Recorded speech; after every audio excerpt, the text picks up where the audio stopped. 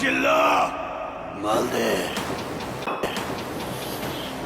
Hello everyone, this is welcome back করছি নতুন একটি ব্লগ ভিডিও নিয়ে। আজকে ব্লগ ভিডিওটা হচ্ছে আমরা সিনেমা হলে যাইতেছি কি দেখতে, বরবাদ সিনেমা দেখতে। দেখছেন শাকিব খানের কি লুক, অসাধারণ একটা লুক ছিল শাকিব খানের। এখানে আমরা মামার কাছে যাইতেছি, জিজ্ঞাসা করলাম মামা টিকিট কত করে। মামা বললো টিকিট একদম 150 টাকা করে, এই দেড় সময় আরও বেশি ছিল। তখন মামার টাকা দেয়া দিলাম, কোনো কথা না বলে মামা আমাদের টিকিট দেয়া দিল। আমরা তো অনেক খুশি। আবার আমার বন্ধু টিকিট বাস করে দেখা যাচ্ছে, বন্ধু দেখো আমাদের টিকিট দিয়ে দিছে। চলো এখন আমরা যাই কি দেখতে, বরবাদ সিনেমা দেখতে। এখন আমরা সামনের দিকে যেতেছি, বন্ধু বলতেছে ওই দিকে না বন্ধু, এদিকে আসো। বন্ধু সবাইকে হাই বলে দিছে, আর কোনো কথা নাই। চলেন আমরা উপরের দিকে যাইতেই থাকি যাইতে যাইতে যাইতে যাইতে ভাই সিঁড়ি শেষ হয় না। মনের মধ্যে কত সব মানে কি যে আসতেছে, যে বড় সিনেমাটা কেমন হয়, কি আসে বিষয়।